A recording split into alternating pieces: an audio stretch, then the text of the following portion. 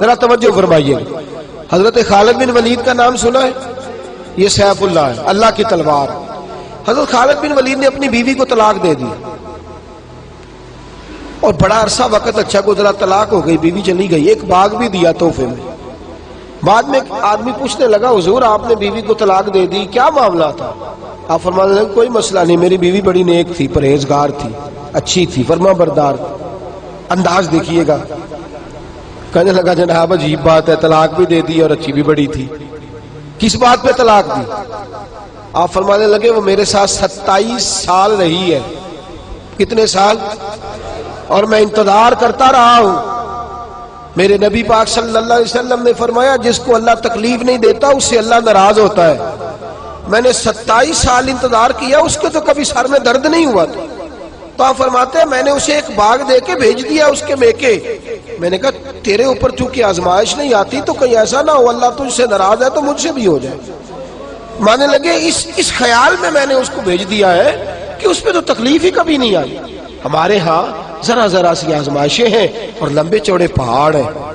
اور ایک اور بات سن لیں، آزمائشوں میں جو جینا سیکھ جاتا ہے نا، رب کریم اسے درجے بھی بڑے ہی عطا فرماتا ہے. جس کا دنیا میں کوئی سہارا نہیں نہ بنتا پھر اسے خدا کی رحمت آگے بڑھ کے سہارا عطا فرماتی ہے.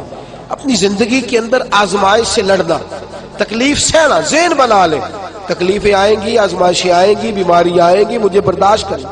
جس کے اندر برداشت ہے اس کا حوصلہ بہت بڑا ہے، اور جو برداشت سے آ رہی ہے وہ ختم ہو جائے.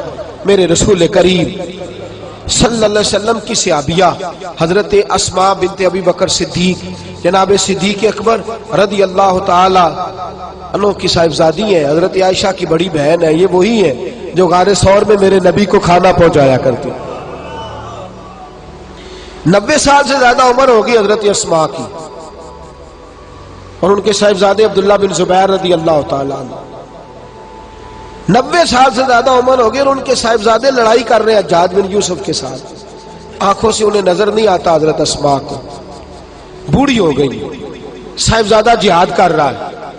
حضرت عبداللہ بن زبیر اپنی والدہ کے پاس آئے اور آ کے کہنے لگے اماں میرے کچھ ساتھی بھاگ گئے ہیں، کچھ کمزور ہو گئے، حجاج کے ساتھ میرا مقابلہ ہے. والدہ بڑا کم نظر آتا ہے، پریشان ہے، 90 سال سے زیادہ عمر ہے. اور ماں گلی میں جھگڑا ہو رہا ہو تو بیٹے سے کہتی ہے بیٹے تو اندر آ جا جلدی سے، تو نہ بیچ میں حصہ لے لے.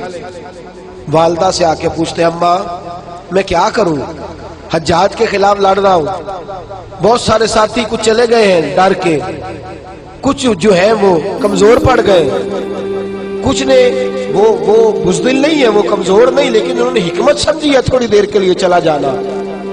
ماں کہنے لگی بیٹے پہلے تو یہ بتا کہ تو حق پہ ہے کہ نہیں، دولت کے لیے تو نہیں لڑ رہا، اقتدار کے لیے تو نہیں لڑ رہا. کہنے لگی اماں قسم اللہ کی عزت کی میں حق پہ ہوں، میں فکر امام حسین کا وارث ہوں، میں ظالموں سے لڑ رہا ہوں.